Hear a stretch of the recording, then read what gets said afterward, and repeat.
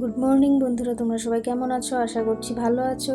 তো পূর্ণিমা লাইফস্টাইলে তোমাদের সবাইকে স্বাগত জানিয়ে আজকের দিনটা শুরু করলাম। তো এখন বাজে সকাল 8টা। আজকে শনিবার। তো শনিবার যেহেতু আমরা নিরামিষ খাই, তো ঘুম থেকে উঠে দেখো রান্নাঘর মাজা ঘষা শুরু করে দিলাম। তো দেখো শনিবারের জন্য কিন্তু আমার সব কিছু ধুয়ে মুছে পরিষ্কার করে নিতে হয়, কেন কি আমরা মাছ টাছ তো খাই। আর বিশেষ করে মানে কি বলবো, সপ্তাহে একটা দিনই নিরামিষ। তো সেটা মানে আমি যেহেতু করি, তো যতটা সম্ভব সেইভাবেই করার চেষ্টা করি, পিওর নিরামিষভাবে। তো যার জন্য দেখো হাঁড়ি কড়াই মানে যা কিছু থাকে সব কিছু রান্নাঘর থেকে বের করে নিয়ে ঘরটা মুছে নিলাম। তো শনিবার সর্বপ্রথম কাজ আমার এটাই থাকে।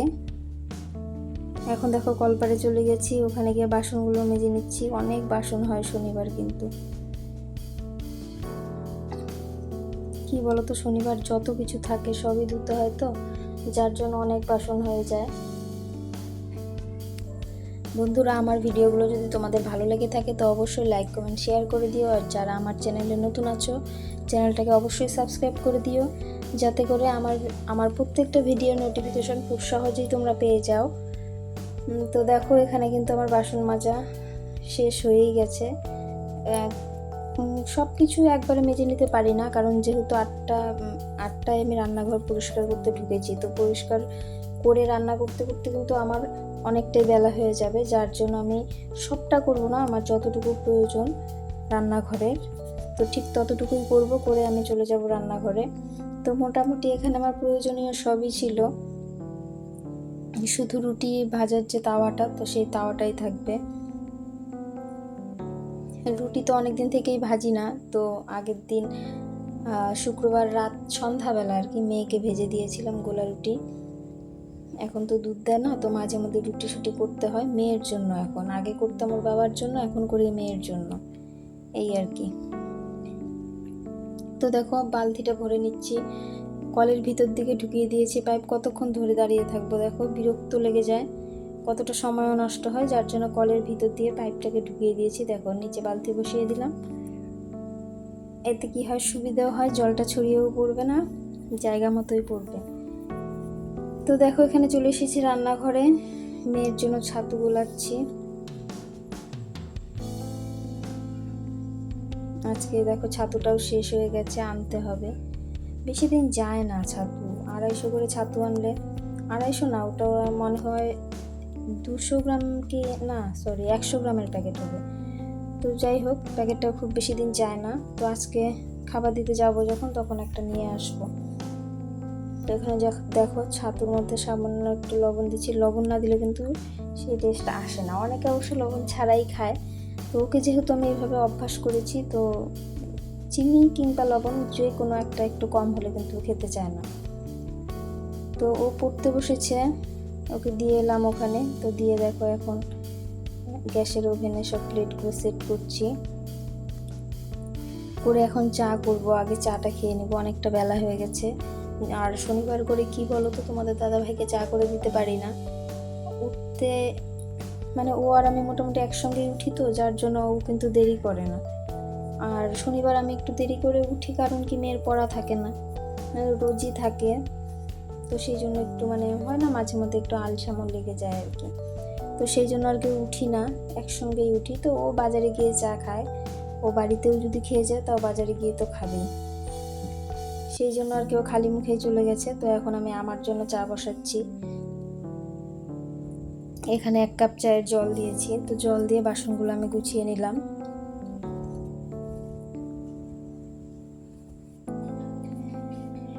এই যে দেখো, আর আমার শাশুড়ি মা তো এখনো ওঠেনি, উনি একটু দেরি করেই ওঠে। তো যার জন্য সকালবেলাটা কিন্তু আমি ওনাকে দেখাতে পারি না। সকালবেলাটা আর কি মানে উনি যেই সময় ওঠে আর কি, তখন আর কি দেখাবো, তখন আমি মোবাইলে অন্য কাজ করতে থাকি, যার জন্য আর সেভাবে সবাইকে দেখানো হয় না। বেশিরভাগ ভিডিও কিন্তু আমি শ্যুট করি সকালের দিকটা। আর আমার রান্নাঘরে না, রান্নাঘরটা যেহেতু ছোট, তো জ্বালানা কিন্তু আমার একটাই, তো একটা দিয়ে তেমন কোনো আলো ঢোকে না।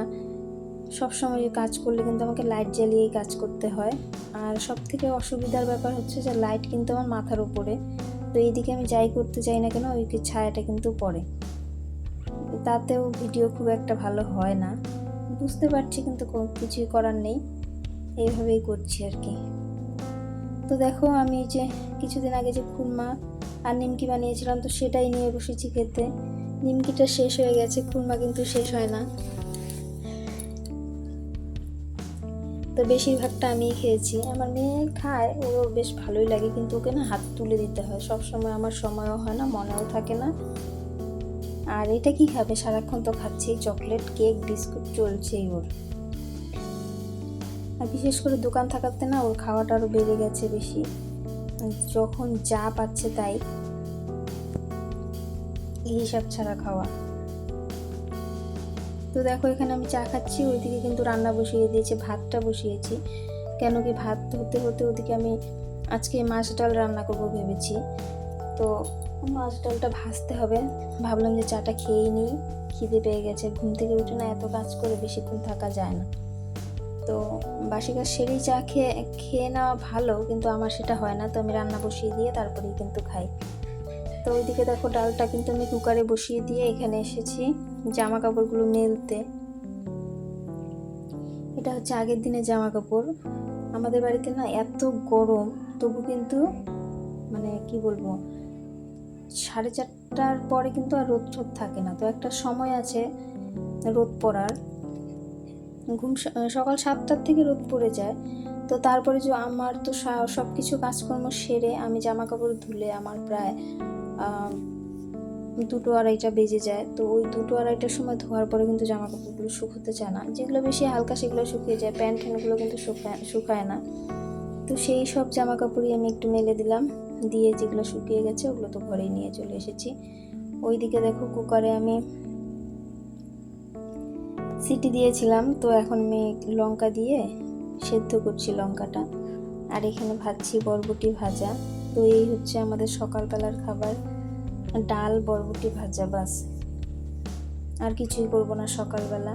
ভাবছিলাম আজকে আর একটু পরিষ্কারের কাজকর্ম করব, তো অনেকদিন থেকে ফ্রিজটা প্রচণ্ড নোংরা হয়েছিল, শুধু দেখছি সময় হচ্ছে না। ফ্রিজটা কিন্তু পরিষ্কার করতে প্রচুর সময় লাগে, তো ভাবছি যে আজকে হালকা পাতলা রান্না করব। আর যেহেতু সকালবেলা শনিবার, তো মাঝামাঝি করে ফেললে কি হয়, অর্ধেক কাজ কিন্তু সকালেই হয়ে যায়, তো পরে অনেকটা সময় থাকে, তো ভাবলাম যে ঠিক আছে আজকেই করব। আর ফ্রিজ বেশি দিন নোংরা রাখাটাও উচিত না, যেহেতু আমার সময় হচ্ছিল না, তো সেই জন্যই আর কি এতটা নোংরা। তো ওইদিকে দেখো আমার ডাল কিন্তু উতলাচ্ছে, এই কড়াইতেই আমি ডালটাকে সম্বার দিয়ে দিলাম। মাছের ডাল তো একটু ঘন ঘনই করেছি, গরম প্রচণ্ড গরম, তো মুসুর ডাল খাওয়া হয় কিন্তু রোজ রোজ ভালো লাগে না, তো ভাবলাম যে আজকে একটু মাছ ডাল করি। গরমে কিন্তু মাছ ডালটা সেই ভালো, মানে খুব ভালো আর কি, ঠান্ডা তো খেতেও ভালো লাগে, আর এত গরম সহ্য করা যায় না। তো আমার কিন্তু একটা অভ্যাস আছে, তোমাদের কার কার আছে আমি জানি না, আমার কিন্তু মানে কি বলবো, লবণ যদি ঠিকও হয় তাও মনে হয় যে না, যদি কম হয় আমি একটু চেখে দেখি, তো এই অভ্যাসটা আমার আছে। সেই জন্য না যখন কোনো পূজার রান্না বান্না করি তখন আমার খুব অসুবিধে হয়ে যায়, বা কোনো দিন হয় না আমি উপাস আছি কিন্তু সকালে রান্নাটা আমাকে করতে হবে, তো রান্না করতে গেলে আমার খুব অসুবিধে হয়ে যায়, কি করব, সেই দিনকার রান্নাটাও খুব একটা ভালো হয় না। তো আমার মতো এরকম অভ্যাস তোমাদের কাদের কাদের আছে একটু কমেন্টে জানিও। এখানে দেখো ডাল হয়ে গেছে, তো ডালটা আমি নামিয়ে ফেলছি। এই যে আমার ডাল বরবটি ভাজা, তো এই নিয়ে চলে গেছিলাম আমি দোকানে, তো দোকান থেকে এসে মেয়েকে রেডি করে স্কুলে পাঠিয়ে কিছুক্ষণ রেস্ট করে তারপরে যে ফ্রিজটা পরিষ্কার করতে লাগলাম। ফ্রিজটা পরিষ্কার করতে আমার প্রায় আধ ঘন্টার বেশি লেগেছে সময়, আধ ঘন্টার বেশি, অনেকটা সময় লেগেছে। আর আমি যখন পরিষ্কার করি আমি কিন্তু এভাবেই পরিষ্কার করি, প্রত্যেকটা কেস খুলে বের করে ওগুলোকে আলাদা করে মেজে তারপরে সেট করি আবার। তো তাহলে আর কি পরিষ্কারও ভালো হয়, আর পরিষ্কার করতেও ভালো হয়, পরিষ্কারটাও বেশ ভালো হয়। তো দেখো আমি যে বাজারে গেছিলাম শাড়ি পরে, শাড়িটা কিন্তু আর পাল্টাইনি, ওই শাড়ি পরেই লেগে গেছি। প্রচণ্ড গরম না, তো গেলে পরে ঘেমে টেমে একটা হয়ে যায়, তো সেই জামা কাপড় খুলে রেখে দিলে ধোয়াও হয় না, গন্ধ হয়ে যায়, যার জন্য ভাবলাম যে এটা পরেই নিই, খুলবো না এটা আর। তো তার মধ্যে আজকে শনিবার, তো মন্দিরে পুজো হচ্ছে, বার পুজো, সেখানেও একটু যেতে হবে। তা বন্ধুরা ফ্রিজটা তো দেখলে পরিষ্কার করলাম, তো এখন যাই গিয়ে ফ্রিজের কেসগুলো পরিষ্কার করি। বেলা অনেকটাই হয়ে গেছে, প্রচণ্ড গরম সহ্যই করা যায় না।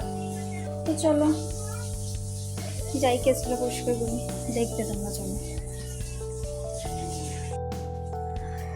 তো দেখো এখানে আমি কেসগুলোকে মাজছি। তো এখন আমি এই কলপারে বসেছি, কি বলো তো, ওটা হচ্ছে পুরনো কলপার, ওটা আমরা ব্যবহার করি, আর এটা আমার ভাসুর করেছে।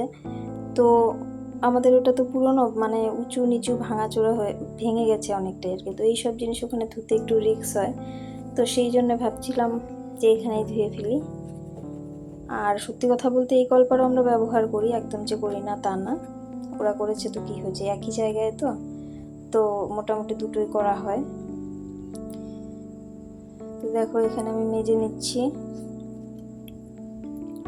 একটু তাড়াহুড়ো করছি, কারণ কি ওইদিকে কিন্তু পুজো হয়ে গেছে, আর যেহেতু মন্দিরের পুজো খুব বেশি সময় কেউ থাকে না, মানে তাড়াতাড়ি করে তাড়াতাড়ি পরিষ্কার করে চলে যায় আর কি, তো সেই জন্য একটু তাড়াহুড়ো করছিলাম। এর মাঝখানে আবার মেয়েও চলে এসেছে, তা ওকে বললাম তুই যাবি, ও বলছে যে না, ও কোনোদিনই যেতে চায় না, ওই সব ওর পছন্দও না, তো ও বাড়িতেই আছে। শাশুড়ি মাকে বললাম তুমি যাবে, বলছে না আমিও যাব না। ঠিক আছে তাহলে আমি একাই যাই আর কি। তো দেখো এগুলো ধুয়ে ঠুয়ে আমি আর দেরি করবো না, সোজা চলে যাব শনি মন্দির। তো শনি মন্দিরটা কিন্তু আজকে তোমাদের সঙ্গে আর শেয়ার করছি না, কেন কি সব কিছু দেখাতে গেলে অনেক বড় ভিডিও হয়ে যায়, তো মানে কি বলবো, এতক্ষণ ধরে তোমরা কেউ দেখবে বলে আমার মনে হয় না আর কি, এতক্ষণ ধৈর্য নেই কারণ। তো যতটা সম্ভব ততটাই দেখাই। তো এখানে দেখো আমি এগুলো কিন্তু আমি উঠোনেই রোদে দিই, তো সেখানে যেহেতু আমি শনি মন্দির যাব, বলা যায় না বাইরে রেখে যাবো, দেখা গেলো কুকুর টুকুর এসে উপর দিয়ে হেঁটে চলে গেল বা ভেঙে দিল, তো সেই জন্য আর কি আমি বারান্দায় দিয়ে তারপরে গেছি। তো শনি মন্দির থেকে এসে দেখছি মেয়ে ছবি আঁকছে, তো মেয়ের খুব ইচ্ছে তোমাদের সঙ্গে শেয়ার করা ছবি, বলছে যে আমি ছবি আঁকছি, আমার ছবিটাকে একটু ভিডিও করে দাও। তো বললাম ঠিক আছে একটু ভালো করে আঁক। ও কিন্তু এত মনোযোগ দিয়ে কোনো দিনই ছবি আঁকে না, তো যেহেতু আমি মোবাইলটা দিয়েছি এখানে, মানে ক্যামেরা হচ্ছে, তো দেখো পুরো ফোকাসটা ওর এই মানে ছবির মধ্যে। তো ওকে আমি বলছিলাম যে এখন থেকে কি তোকে ছবি আঁকতে দিব যখন তখন কি ক্যামেরা অন করে দিব নাকি। তো জানি না এটা কি শুধু আমার মেয়ের ক্ষেত্রে এরকম নাকি প্রত্যেকটা বাচ্চাই এরকম। ওকে যখন আমি আর্টে দিয়েছিলাম, এই 2 বছর কমপ্লিট হলো আর কি সবে, তো ওকে যখন আর্টে দিয়েছিলাম ও কিন্তু কিছুই পারতো না, কিচ্ছু পারতো না। তোমাদের সঙ্গে শেয়ার করবো, ওর ছোটোবেলার একটা ভিডিও আছে, তো তোমাদের সঙ্গে একদিন শেয়ার করব। সেই ধরনের ছবি আঁকতো আর কি, মানে ছোট্ট মোট্ট একটা গাছ একটা ঘর আমি দেখিয়ে দিয়েছিলাম সেরকমই। তো 2 বছরে বেশ মোটামুটি শিখেছে আর কি। তো ভাবছি যে না, যতদিন ও পারে করবে, শেখাবো, যতদিন সম্ভব পারি শেখাবো, মানে চেষ্টা করে দিব আর কি, যত হুকুমারিতে যত দূর করানো যায়।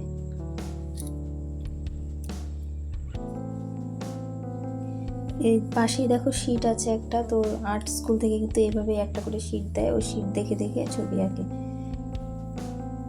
তো বন্ধুরা আজকের ভিডিওটা আমি এখানেই শেষ করছি, আর বেশি দূর করতে পারছি না। তোমরা সবাই ভালো থেকো, সুস্থ থেকো, আর এইভাবেই আমার পাশে থেকো, আমাকে সাপোর্ট করো, আমাকে এগিয়ে যেতে সাহায্য করো, কারণ তোমরা ছাড়া কিন্তু আমি কিছুই না। তো বন্ধুরা টাটা, দেখা হচ্ছে আবার পরের ভিডিওতে, খুব তাড়াতাড়ি আসবে।